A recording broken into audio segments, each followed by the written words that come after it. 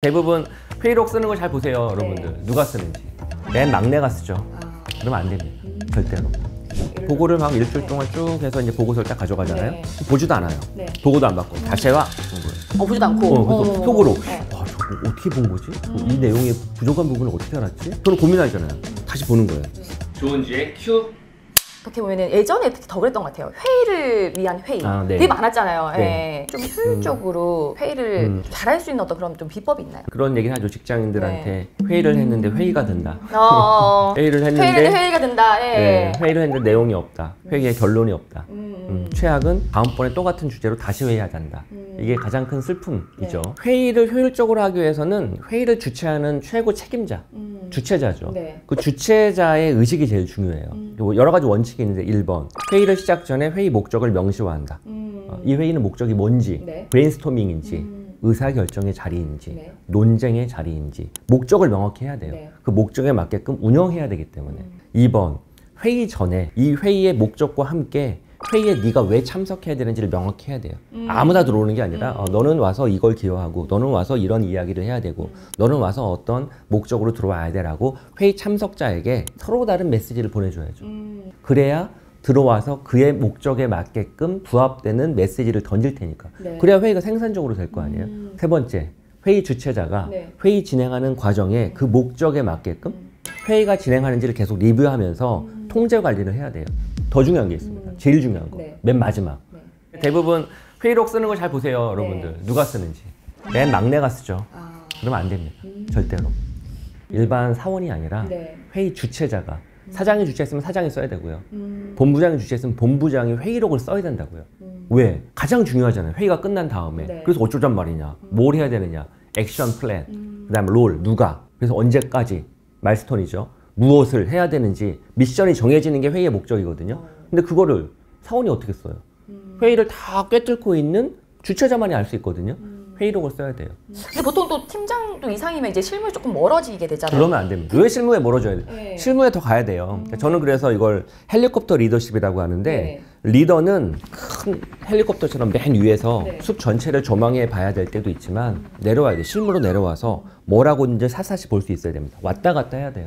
근데 그 리더가 회의록을 안 쓴다? 그럼 내려오지 않으려고 하는 거거든요. 내려와야죠. 내려와야 그 회사가 건강하고 더 오래 성장할 수 있습니다. 그걸 좀 잘할 수 있는 어떤 팁이 있을까요? 내가 더 많은 시간을 써야죠, 리더가. 그래서 리더는 갈수록 네. 시간을 더 많이 써야 돼요. 조은지의 큐. 작가님께서 나쁜 리더상은 좀 워커홀릭 리더라고 또 뽑아주셨는데 그 네. 이유가 어떤 건가요? 워커홀릭은 네. 일에 중독된 거잖아요. 네. 일에 중독이 되게 되면 다른 사람을 괴롭히거든요. 본인만 중독되면 좋으나 네. 본인만 일에 치이는 게 아니라 남들도 일에 치이게 하거든요. 또한 일에 중독된 만큼 가족을 돌보는 건 등한시하게 되고 가족도 힘들고 주변의 동료들도 힘들고 그러다 보니 주변에 안 좋은 메시지를 전파하게 되죠. 그래서 일 중독자는 본인만 힘든 게 아니라 주변을 힘들게 한다. 그런 차원에서 네. 나쁜 리더라고 이야기한 겁니다. 그렇게 한다 해서 또 효율성이 높은 것도 아니잖아요. 전혀 아니죠.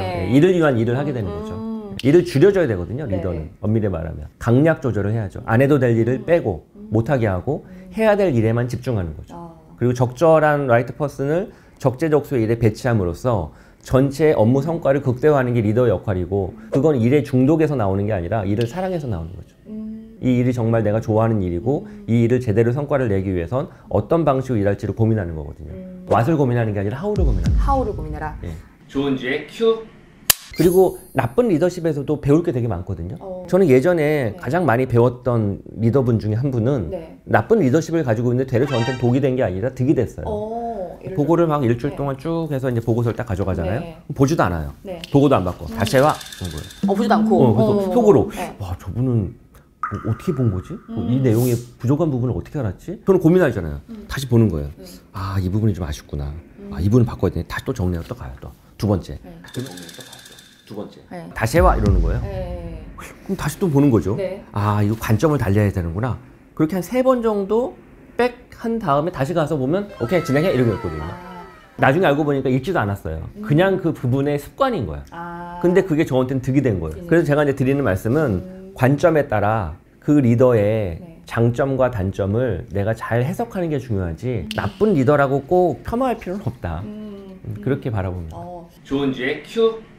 유명인 중에서 분 진짜 내가 봐도 너무 시간 관리 잘하신다. 그 리더십이 좀 되게 돋보이던 어떤 그런 뭐 사례가 있었을까요? 이순신 장군이죠. 아, 이순신. 거북선을 만들 때. 그 짧은 시간에. 근데 이제 저도 역사책을 보면서 네.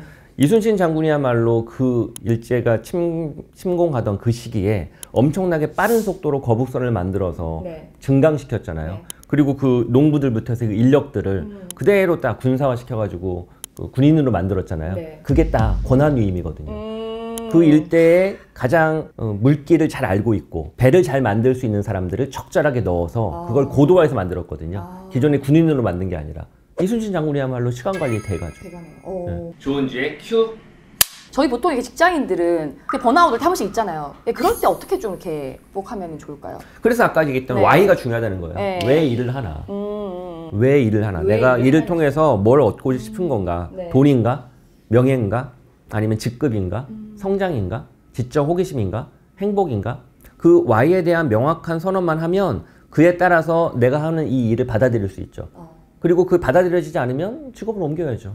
그래서 저는 직업을 고를 때 제일 중요한 건 내가 즐길 수 있는 일을 하는 거예요. 즐길 수 있는 일. 근데 되게 보면 네. 즐길 수 있는 일과 내가 하고 싶은 일과 할 수 있는 일이 다르거든요. 네. 이게 서로 어긋나거든요. 같으면 좋을 텐데 네. 다를 때가 많이 있죠. 그러니까 네. 이게 서로 어긋나서 가장 슬픈 거거든요. 같으면 사실 번아웃이 있을 수가 없어요. 왜냐하면 게임하면서 번아웃 있을 리가 없거든요. 네. 죽어라 하거든요. 네. 계속.